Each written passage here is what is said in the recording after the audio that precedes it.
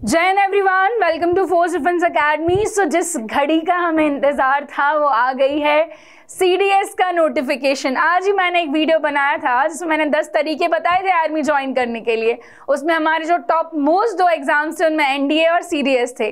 तो एनडीए के नोटिफिकेशन की वीडियो ऑलरेडी अपलोडेड है, सीडीएस का ये नोटिफिकेशन हमारा, इसके बारे में जान लेते हैं। यूपीएससी ने भाई साहब इतने बड़े बड़े बदलाव कर दिए हैं जिनकी शायद एक्सपेक्टेशन हमें नहीं थी। वीडियो को लास्ट तक देख लेना, कहीं कोई गलती आपसे ना हो जाए। एज क्राइटेरिया, कैसे फॉर्म भरना है, सब कुछ नया है भाई। ठीक है, चलो आ जाओ। यूनियन पब्लिक सर्विस कमीशन ने एक नया ऑनलाइन पोर्टल निकाला है रजिस्ट्रेशन के लिए। पुराना जो ओटीआर वाला सिस्टम था खत्म हो चुका है। ठीक है, 4 मॉड्यूल होने वाले हैं। 3 में आपका अकाउंट क्रिएशन, यूनिवर्सल रजिस्ट्रेशन और कॉमन एप्लीकेशन फॉर्म होने वाला है, जिसको आप कभी भी भर सकते हो। और जो 4th होने वाला है ये आपका एग्जामिनेशन स्पेसिफिक होगा, जिस एग्जाम के लिए आप अप्लाई कर रहे हो। भैया इनने बोला है कि जो ओटीआर है वो अब काम नहीं करेगा। सारे इंस्ट्रक्शंस डिटेल में यहाँ दिए गए हैं। आधार कार्ड को अपना आइडेंटिटी प्रूफ बनाने की बात यहाँ पर बोली गई है। इसके बाद आपका जो ई एडमिट कार्ड है वो अगर आपका फॉर्म एक्सेप्ट हो जाता है तो ई एडमिट कार्ड 1 हफ्ते पहले आ जाएगा। upsconline.nic.in की वेबसाइट से आपको जा करके अप्लाई करना है। दीज आर द डॉक्यूमेंट्स जो आपको रिक्वायर हैं। लास्ट डेट 17 जून है, पर मेरे भाई लास्ट डेट का वेट मत करना।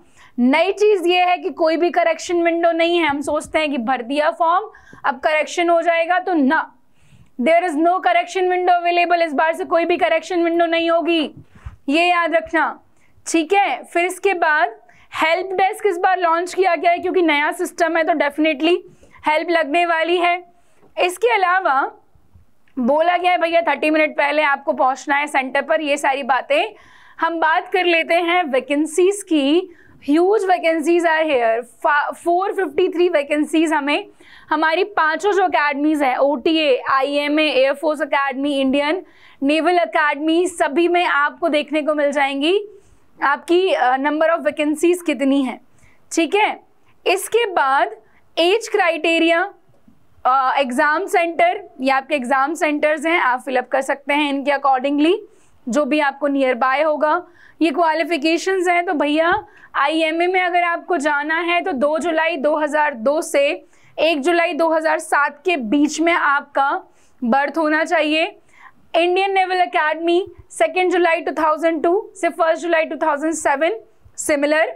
इंडियन एयरफोर्स 20 से 24 साल 1 जुलाई 2026 में आपकी जो एज है इसके बीच होना चाहिए। 2 जुलाई 2002 से 1 जुलाई 2006 के बीच। ये 2007 है भैया, यहाँ 2006 है, याद रख लेना।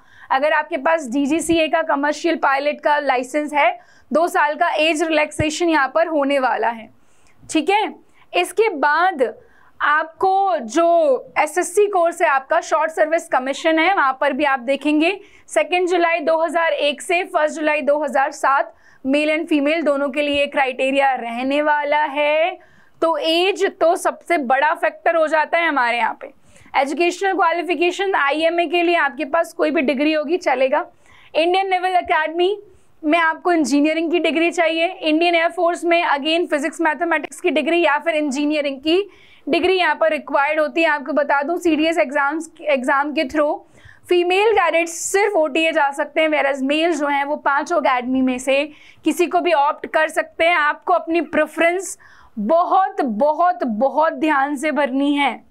ठीक है, ये जरूर याद रखना, एकदम ध्यान से आपको अपनी प्रेफरेंस भरनी है। This notification will be available on the Telegram channel of force defence academy. आप वहां से इसकी एक बार डिटेल स्टडी कर लेना। मोटी मोटी बातें मैंने आपको बता दे दी हैं, इससे ज़्यादा कुछ है नहीं।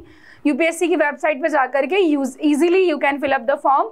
अगर कोई दिक्कत आती है तो आप हेल्प डेस्क पे कॉन्टैक्ट कर सकते हैं। ठीक है, ऑनलाइन पोर्टल ये है upsconline.nic.in।